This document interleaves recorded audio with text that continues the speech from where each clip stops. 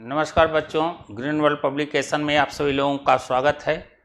आज हम लोगों का जो मूल विषय है कक्षा 10 से संदर्भित वह है हिंदी काव्य अध्याय 5 राम नरेश त्रिपाठी जी का जीवन परिचय और साथ ही साथ आपके सिलेबस का महत्वपूर्ण टॉपिक है स्वदेश प्रेम। तो जानने के पूर्व आप अपने चैनल को लाइक, सब्सक्राइब, शेयर करना न भूलें और बिना विलंब किए हुए हम अपने टॉपिक को आगे बढ़ाते हैं। तो शुरू करते हैं राम नरेश त्रिपाठी जी का जीवन परिचय। तो राम नरेश त्रिपाठी जी का जीवन परिचय आपसे पूछा भी जाता परीक्षाओं। तो जीवन परिचय से संदर्भ में लिखने के पूर्व आपको यह विदित होना चाहिए, आपको यह जानकारी रखनी चाहिए कि जीवन परिचय में सबसे पहला हमारा जो लिखने का तरीका हो वह क्या है, जन्म। तो राम नरेश त्रिपाठी जी का जीवन परिचय। तो जीवन परिचय में सबसे पहले हम जो परिचय देंगे, जीवन परिचय में सबसे पहले जो परिचय दिया जाएगा, जन्म कहाँ हुआ और कब हुआ, दो चीज़ें ध्यान दीजिएगा। तो जीवन परिचय के संदर्भ में इनका जन्म कब हुआ, तो जन्म इनका जो हो रहा है 1881 में। राम नरेश त्रिपाठी जी का जन्म कब हुआ, 1881 में।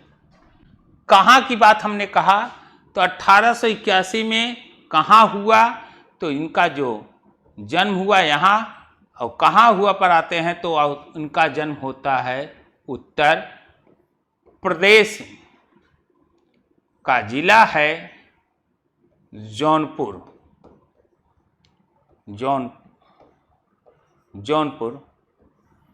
ग्राम की तरफ चलें तो गांव इनका है कोयरीपुर में इनका जन्म हुआ।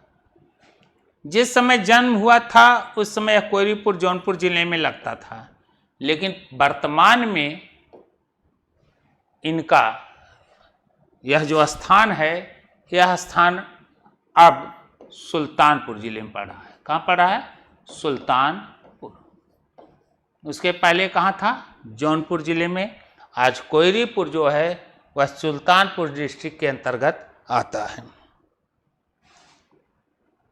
तो जन्म कब हुआ, 1881 में उत्तर प्रदेश के कोयरीपुर में, जो वर्तमान में सुल्तानपुर में अवस्थित है।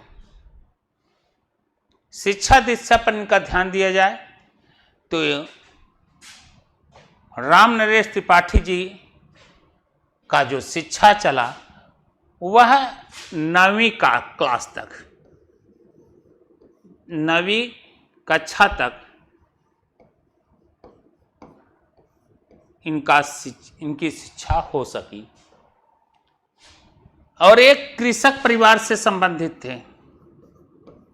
कृषक परिवार, इनका परिवेश क्या था, कृषक परिवार से रिलेटिव थे। 9वीं कक्षा तक पढ़े। कॉलेज की पढ़ाई 9वीं कक्षा के बाद छूट गई, लेकिन अद्भुत प्रतिभा के धनी राम नरेश त्रिपाठी जी अपने स्वाध्याय को, अर्थात जिसे हम कहते हैं सेल्फ स्टडी को, नहीं छोड़े। कॉलेज की पढ़ाई तो शिक्षा चली गई, स्कूल की पढ़ाई तो नहीं हो सकी, लेकिन स्वाध्याय के दौरान, स्वाध्याय करते हुए या स्वाध्याय की बदौलत, स्वाध्याय करते हुए राम नरेश त्रिपाठी जी कई भाषाओं में ज्ञानार्जन अर्जित की। इनमें अगर देखा जाए तो हिंदी तो है ही है, अंग्रेजी, बंगला, हिंदी, अंग्रेजी, बांग्ला, संस्कृत जैसे साहित्यिक विषयों पर स्वाध्याय अध्ययन किए और इन विषयों के अध्ययन के पश्चात यह इन्हीं भाषाओं को जो इनके द्वारा अध्ययन किया है, इसी को अपनी साधना का, साहित्य को ही अपनी साधना का, यह साहित्यिक भाषाएं हैं, इन साहित्यिक भाषाओं को ही अपनी साधना का आधार बना दिया। साहित्यिक भाषाओं को ही अपनी साधना का क्या बना दिया? आधार बना दिया। और इस साधना से राम नरेश त्रिपाठी जी साहित्य के क्षेत्र में अभूतपूर्व इनके योगदान को भूला नहीं जा सकता। हिंदी साहित्य के संदर्भ में कहा जाए तो इनका बेहद महत्वपूर्ण अगर कहा जाए योगदान, बहुत बड़ा योगदान के रूप में देखा जाता है कि दक्षिण भारत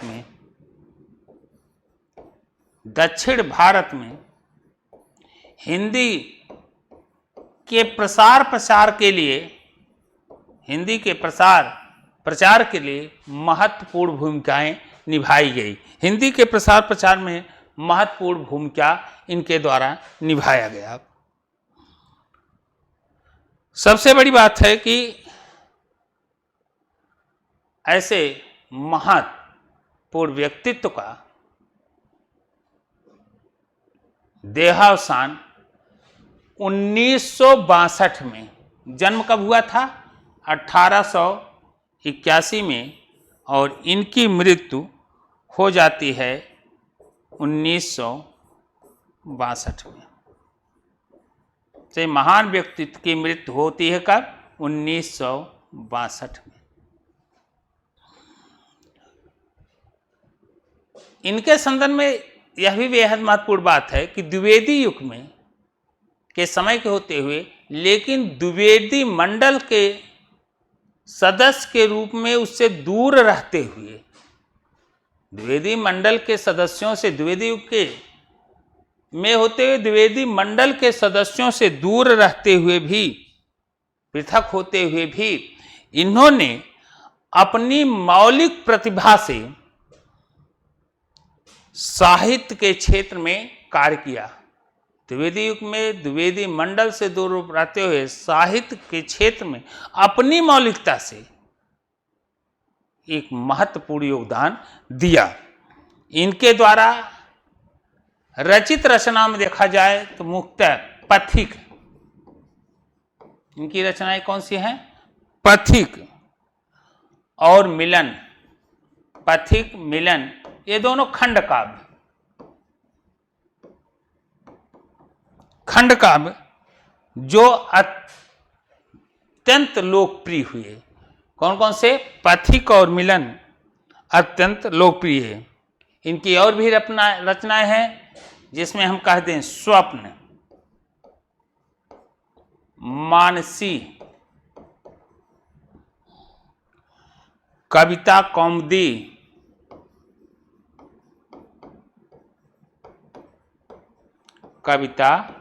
कौमुदी, ग्राम गीत, गोस्वामी तुलसीदास उनके कवित्व, गोस्वामी तुलसीदास और उनके कवित्व, गोस्वामी तुलसीदास,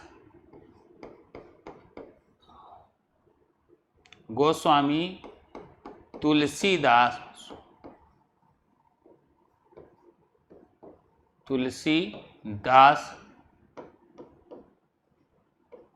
और उनके कवित्व, यह इनकी महत्वपूर्ण रचनाएं हैं। लेकिन जिन टॉपिक को हम लोगों को पढ़ना है वह हमारा है स्वदेश प्रेम। सिलेबस के आधार पर हमें क्या पढ़ना है? स्वदेश प्रेम। और यह स्वदेश प्रेम राम नरेश त्रिपाठी जी ने स्वप्न खंड काव्य से उद्धृत किया है। कहाँ है? स्वप्न खंड काव्य। स्वप्न खंड काव्य से। तो स्वप्न खंड काव्य से यह स्वदेश प्रेम जो हमारा है वह संकलित किया गया है, और जिसमें स्वदेश प्रेम पर की रचना करते हुए इनकी जो भावनाएं हैं वह भारत की पूर्वजों की, उनके व्यक्तित्व का गुणगान किया है कि भारत की भूमि पर ऐसे ऐसे लोग जन्म लिए हैं, उनकी यश, उनकी कीर्ति चतुर्दिक फैल रही है। जहां इनका वर्णन किया गया है वहीं राष्ट्र के प्रति क्या प्रेम होता है, राष्ट्र के प्रति जो जज्बा होता है वह विषुवत रेखा और ध्रुवीय क्षेत्रों का भी वर्णन किया है। बिल्कुल मानव जीवन के प्रकृति के अनुकूल न होते हुए भी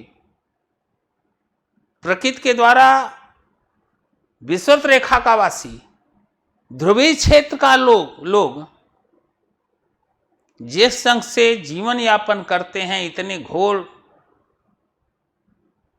अवस्थाओं के बीच में, फिर भी उनको भी अपने राष्ट्र के प्रति एक अनुराग है।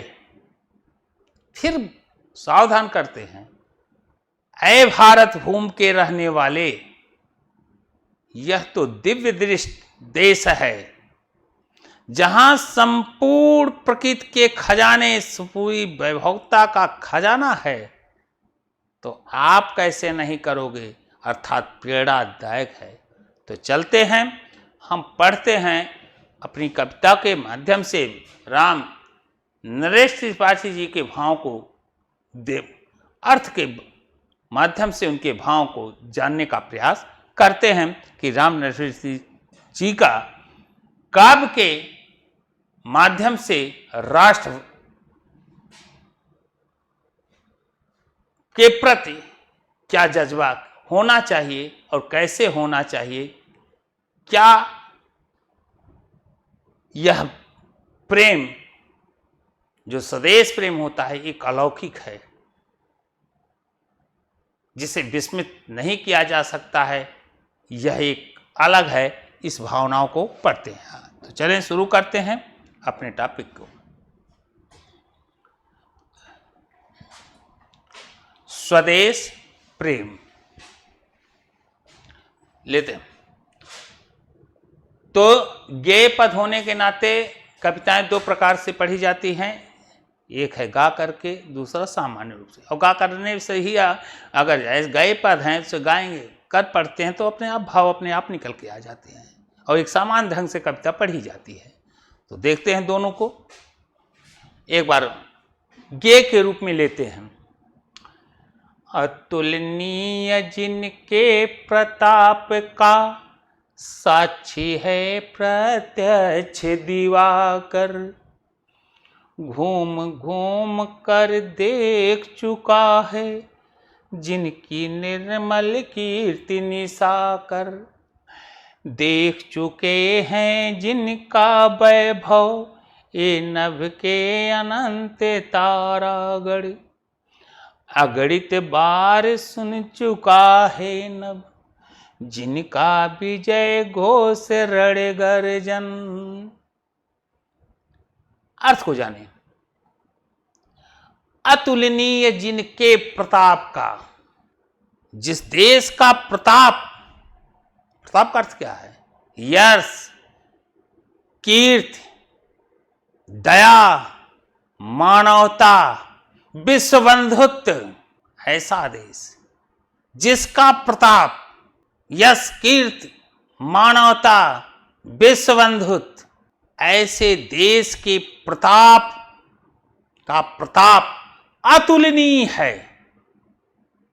तुलना नहीं की जा सकती, अतुलनीय है, जिसकी तुलना नहीं की जा सकती, किसी भी देश से इसकी तुलना नहीं की जा सकती। और ऐसे नहीं कह रहे हैं राम नरेश त्रिपाठी जी बड़े बहान से कि ऐसे हवा में ये बातें नहीं कर रहे। अरे इस बात का साक्षी, इस बात का साक्षी गवाह, भारत के प्रताप का, गौरव का, यश का, दया का जो गाथा लिखा है भारत के पूर्वजों ने, उनके इस पताकों को यूं ही नहीं बल्कि कह रहे हैं साक्षी है, गवाह है, स्वयं सूर्य भारत के इस प्रताप का, इस वसुंधरता के, इस वसुंधरा के पूर्वजों के गुणों का गान कर रहा है, पूर्वजों के गुणों का साक्षी है कौन? दिवाकर। इसका साक्षी सूर्य है, अतुलनीय जिनके प्रताप का साक्षी है, गवाह है कौन? दिवाकर। हमारे महापूर्वजों का जो उन्होंने रचा है इतिहास, जो मानवता को दिया है संदेश, जो दया का भाव दिया है, संत अहिंसा जिसके नब्ज में है, ऐसे महापुरुषों के प्रताप का साक्षी कौन है? सूर्य है। आगे, घूम घूम कर देख चुका है जिनकी निर्मल कीर्ति निशाकर। इस भारत भूमि के उन पूर्वजों की निर्मल कीर्ति, निर्मल कीर्ति, स्वच्छ यश, मानवता, दया, दान, धर्म, इन निर्मल कीर्ति को, इस स्वच्छ यश को निशाचर चंद्रमा घूम घूम कर देख चुका है। चारों तरफ ऐसे संदेश को जो देखा गया है, घूम घूम कर क्या कर रहा है? चंद्रमा इसको देख रहा है, देख चुका है। भारत के निर्मल कीर्ति को निशाकर चंद्रमा देख चुका है, यह देख चुका है, यह इसका क्या है? साक्षी है, बताने की जरूरत नहीं है। आगे है, देख चुका है जिनका भव भव ए नभ के अनंत तारागर। इस भारत भूमि की वसुंधरा की वैभवता को, इस भारत भूमि की वसुंधरा की वैभवता को देख चुके हैं नभ के तारागण, इस आकाश के तारा मंडल भारत की वैभवता को देख चुके हैं। यह इसके साक्षी हैं कि भारत की प्रकृति, भारत का जो वैभवता है, यह पूरा विश्व इसे देख चुका है। इसका गवाह कौन है? नभ के तारागण हैं, आकाश के तारा मंडल हैं। अगणित बार सुन चुका है नभ, हजारों हजार बार, अगणित बार सुन चुका है नभ, आकाश यह बात सुन चुका। कौन सी बात? जिनका विजय घोष रण गर्जन, युद्ध स्थल पर रण की गर्जना करते हुए विजय के घोष को, रण के युद्ध में रण की गर्जना कर आवाजों को और उनके विजय घोष को अगणित बार सुन चुका है। आकाश अगणित बार इसको सुन चुका है। रण गर्जना, रण गर्जना युद्ध में जाने के पहले रण की गर्जना, और युद्ध जीतने के बाद क्या होती है? विजय घोष। यह हजारों हजारों बार सुन चुका है आकाश। अगला है, शोभित है सर्वोच्च मुकुट से जिनके दिव्य देश का मस्तक। अरे जिस देश का मस्तक, जिस देश का मस्तक कैसा है, जिनके दिव्य देश का मस्तक, जिसके दिव्य देश का मस्तक मतलब क्या है, जिस देश का मस्तक दिव्यता से, अलौकिक रूप से चमक रहा हो, जिनके दिव्य देश का मस्तक, देवताओं का मस्तक बना हुआ है, दिव्य देश का मस्तक शोभित है सर्वोच्च मुकुट से। जिस देश का मस्तक इतना दिव्य, इतना सौंदर्य, इतना देववत है कि उसका मस्तक शोभित किससे हो रहा है? सर्वोच्च मुकुट से। पर्वतों का सिरमौर हिमालय जिस देश के मस्तक का मुकुट बन करके सुशोभित हो रहा है, शोभित है सर्वोच्च मुकुट से, जिनके दिव्य देश का जिस देश का मस्तक सर्वोच्च मुकुट बन करके उसके मस्तक पर अर्थात हिमालय सर्वोच्च मुकुट बनते हुए बन करके शोभायमान हो रहा है। हमारे देश का सर्वोच्च मुकुट कौन? हिमालय। शोभायमान, सुंदर लग रहा है। गूंज रही हैं सकल दिशाएं जिनके जय गीतों से अब तक। गूंज रही संपूर्ण दिशाएं, चतुर्दिक दिशाएं गूंज रही हैं जय गीत, जिनके जय गीतों से, जिनके विजय के पताकाओं से, संपूर्ण दिशाएं, जिनके विजय गीतों से संपूर्ण दिशाएं गुंजायमान हो रही हैं। आगे है, जिनकी महिमा का है अविरल, जिनकी महिमा, महत्ता, महानता का महिमा अविरल है। दया, प्रेम, धर्म, असहिष्णुता, सत्य, अहिंसा जिस देश की महिमा का है अविरल, इस देश की महिमा का यह अविरल लगातार साक्षी है, साक्षी सत्य रूप हिमगर। गवाह है कौन? सत्य रूप हिमगर।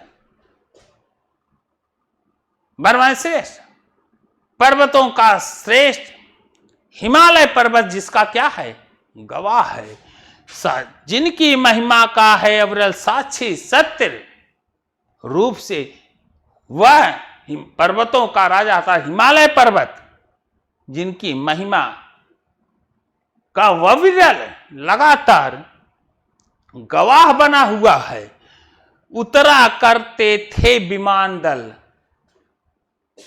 भारत की भव्यता पर पता नहीं कितने कितने विमान दल, कितने देशों का आगमन हुआ। उतरा करते थे भारत की धरा पर विमान, देश के अनेका देशों के विमान दल उतरा करते थे, उतरते थे, उतरा करते थे विमान दल।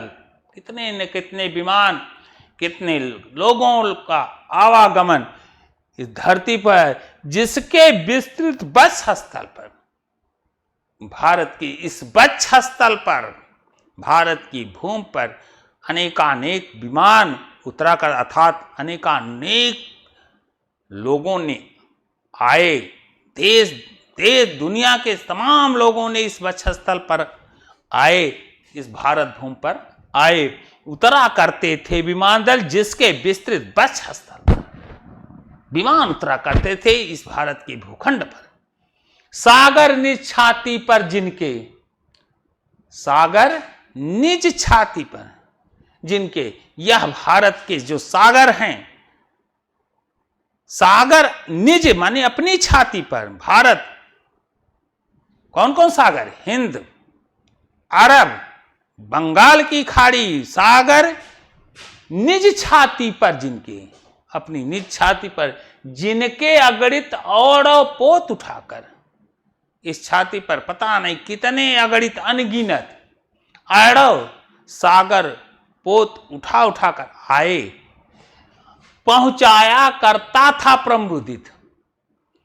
यह देश दुनिया के लोगों का जो पोत आया हुआ करता था, कहां? सागर की निछाती पर, हिंद महासागर के, अरब सागर, बंगाल की खाड़ी से इस सागर पर पहुंचाया करता था प्रमुदित। प्रसन्नता पूर्वक भारत की संस्कृति, भारत का दया, भारत का सत्य अहिंसा, भारत के कल्चर को पहुंचाया करता था प्रमुदित। यहां क्या कहा जा रहा है? पहुंचाया करता था प्रमुदित, प्रसन्नता पूर्वक पहुंचाता था। कहां? भूमंडल के सकल तटों पर। भारत की मानवता का जो संस्कृत था, भारत के दया प्रेम का जो भाव था, यह भूमंडल के सकल तटों पर, भूमंडल के संपूर्ण तटों पर पहुंचाया करता था। यहीं से भारत की संस्कृति का जो था, इसी संस्कृति जो प्रवाहित हुई, यह संपूर्ण विश्व में आज भी प्रवाहित हो रही है। इन तटों के द्वारा इस संस्कृति को पहुंचाया गया। नागर ने छाती पर जिनके अगणित अरब पोत उठाकर पहुंचाया करता था प्रमुदित भूमंडल के सकल तटों पर। अगला है, नदियां जिसकी यश धारा थी, नदियां जिसकी यश धारा थी। आज भी नदियों में भारत के महापूर्वजों की यश धाराएं प्रवाहित हो रही हैं, उनकी कीर्तियां प्रवाहित हो रही हैं, उनके दिए हुए संदेश आज नदियों की धाराओं में प्रवाहित होते हुए दिखाई दे रही हैं। कभी कह रहा है, नदियां जिनकी यश धारा सी, नदियों में उन महापुरुषों का, भारत के भूमि के, भारत के उन सपूतों का यश धारा बहती है अब भी निस्वासर। इन पूर्वजों की यश धाराएं आज भी बहती हैं अब निस्वासर। आज भी रात दिन, निस्वासर में रात और दिन बहा करती हैं, चल रही हैं। ढूंढो उनके चिन्ह, ढूंढो उनके चरण चिन्ह भी। अरे घर आज भी अपने उन पूर्वजों महापुरुषों के चरण चिन्हों को, उनके संदेशों को, उनके परोपकार की भावनाओं को, सत्य अहिंसा की मूल प्रश्नों को यदि तुम ढूंढना चाहते हो तो करें, ढूंढे उनके चरण चिन्ह को, उन महापूर्वजों के चरण चिन्ह को जो उन्होंने देश दुनिया को दिया। पाओगे तुम इनके तट पर, इन नदियों के तटों पर जहां उनकी यश रूपी धाराएं प्रवाहित हो रही हैं, नदियां जो यश रूपी धाराओं को लेकर के प्रवाहित कर रही हैं, पाओगे तुम इनके तट पर, इनके तट पर तुम जरूर पाओगे। राम, कृष्ण, विवेकानंद, जितने भी लोग हैं, इनकी यश कीर्ति, इनके जो यश हैं, जो दुनिया मानती कीर्तियां हैं, आज भी अगर इनके चिन्हों को जानना चाहते तो इन तटों के इन नदियों के तटों पर आज भी पाओगे। आगे का यह तो भारत के पूर्वजों से बातों को रिलेटिव किया गया, बताया गया। अब राष्ट्र प्रेम के प्रति एक दूसरा भी उधेड़ रहे हैं। यह देश हमारा जो वैभवता से, संपूर्णता से भरपूर है, यहां तो अलग बात है, लेकिन ऐसे भी हैं भूभाग जहां के लोग बड़े ही कठिनाई से अपने जीवन का यापन करते हैं, फिर भी देश के प्रति जो भाव प्रेम है, राष्ट्र के प्रति जो प्रेम है, उसका वर्णन करते हुए राम नरेश त्रिपाठी जी आगे लिख रहे हैं कि विश्ववत रेखा का वासी जो जीता है नित हांफों कर, रखता है अनुराग अलौकिक यह भी अपनी मातृभूमि पर। अब यहां देखिए क्या कर रहे हैं, यह तो भारत के संदर्भित था। अब कहा कि विषुवत रेखा, भूमध्य रेखा का वासी निवासी, भाई भूमध्य रेखाओं पर सूर्य का प्रभाव अनवरत पड़ने का, गर्मी बहुत ज्यादा पड़ती है, तो उसी के संदर्भ लिख रहे हैं कि विषुवत रेखा का निवासी, विषुवत रेखा का निवासी कैसे जीता है? जीता है निज हाँफ हाँफ कर, गर्मी से विह्वल होकर के हाँफ हाँफ करके जीवन व्यतीत कर रहा है, करता है। कहां का निवासी? विषुवत रेखा का। भूमध्य रेखा के रहने वाले लोग अपने जिंदगी को हाँफ हाँफ कर कठिनाइयों से लड़ते हुए जी रहे हैं, लेकिन फिर आगे कह रहे हैं कि रखता है अनुराग अलौकिक, लेकिन अनुराग प्रेम अलौकिक है, उसका प्रेम क्या है? अलौकिक है। किसके प्रति? यह भी अपनी मातृभूमि पर हाँफ हाँफ करके जीने वाला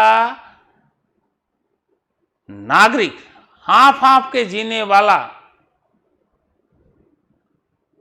नागरिक भी अपनी मातृभूमि पर अलौकिक प्रेम रखता है। कैसा प्रेम रखता? अलौकिक। यही नहीं, ये तो विषुवत रेखा, फिर आगे कह रहे हैं कि यहां तो गर्मी से हाँफ हाँफ करके जीने के बावजूद भी अपने प्रेम के प्रति असीम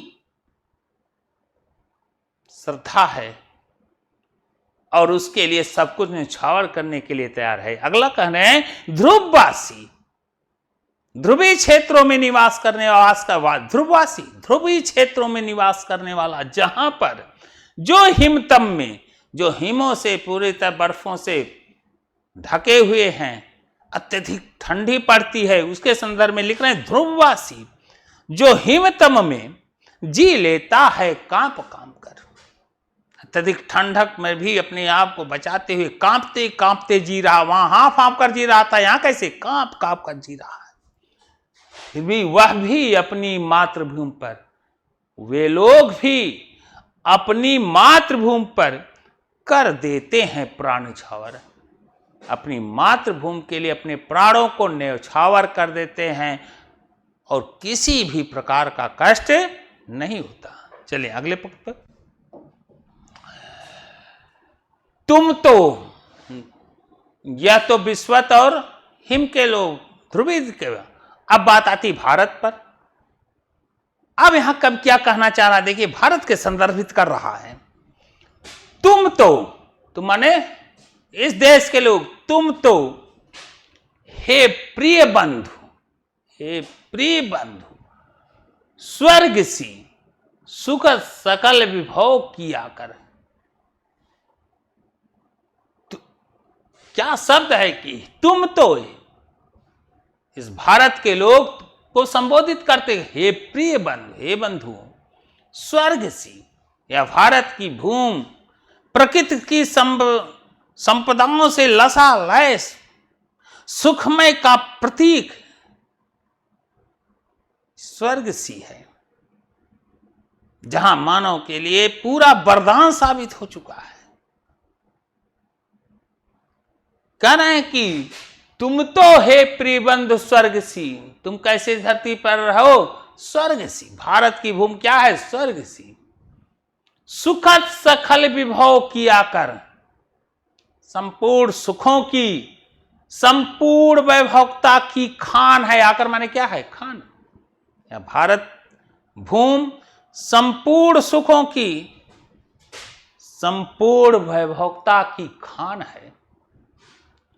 धरा श्रीमोमण मातृभूमि, यह देश, ये भारत मां, ये मेरी मातृभूमि धराओं में क्या है? शिरोमण है, ताज है। धन्य हुए जो जीवन पाकर,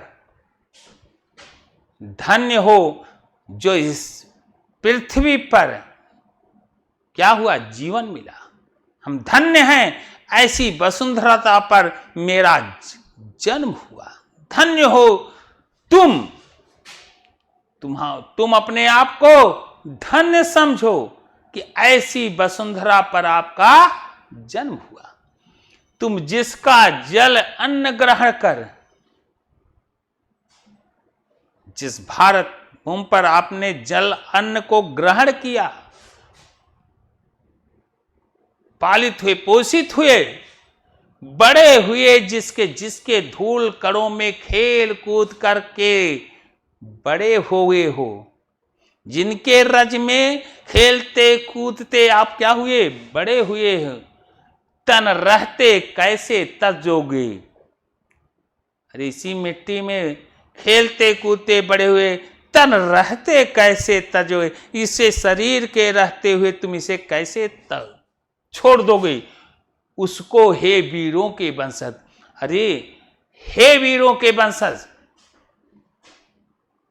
तुम ऐसे पूर्वजों के वंशज हो जहां त्याग, सत्य, अहिंसा, तुम ऐसे वीर के वंशज हो कि शरीर रहते हुए तुम इसको कैसे छोड़ दोगे। मातृभूमि की रक्षा का वृतांत इस धरती के मातृभूमि का अगर कहें कि बार बार हमारे पूर्वजों के द्वारा इसकी रक्षा के लिए अपने प्राणों सर करने में कहीं किताई। इस धरती पर ऐसे ऐसे वीर पुरुषों का जन्म हुआ, एक नहीं इतने लोगों का जन्म हुआ है जो पूरे विश्व को संदेश दे दिए। अरे यह एक ऐसा देश है जहां घास की रोटी खा करके हल्दी घाटी जैसे युद्ध को लड़ा। तुम ऐसे वीर वंश, तुम ऐसे वीरों के वंशज हो, शरीर रहते हुए तुम कैसे तज दोगे, छोड़ दोगे, नहीं छोड़ पाओगे। था जब तक साथ एक भी दम हो, जब तक सांस में एक भी सांसें आ जा रही हैं,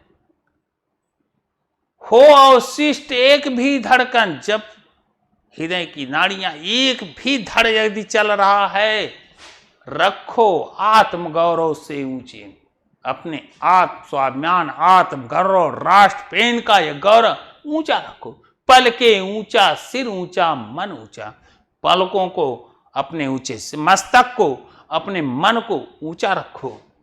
एक बूंद भी रक्त से सो, यह शरीर में एक बूंद भी रक्त है बचा, जब तक मन में रहे शत्रुंजय। आपका मन, आप हैं कि शत्रुंजय, शत्रुओं को जीतने वाले हैं। आप कैसे हैं? शत्रुंजय, शत्रुओं को जीतने वाले हैं। दीन वचन मुख से न उचारो, दीनहीन की बाड़ी अपने मन से मत कहो, दीनहीनता का प्रदर्शन मत करो, दीनहीन मत बनो। मानो नहीं मृत्यु का भय, मृत्यु का भय का पर्याय मत मानो, मानो नहीं मृत्यु का। हम मृत्यु के भय को मानते नहीं, मानो नहीं मृत्यु का भय। दीन वचन मुख से न उचारो, मानो नहीं मृत्यु का भय, मृत्यु के भय से भयभीत ना हो। तो बच्चों, इसी के साथ इस क्लास को यहीं पर समाप्त करते हैं। पुनः हम अगले क्लास में मुलाकात करते हैं। अभी तक इस चैनल को लाइक, सब्सक्राइब, शेयर न कर रहे हो तो जरूर करें। Best of luck.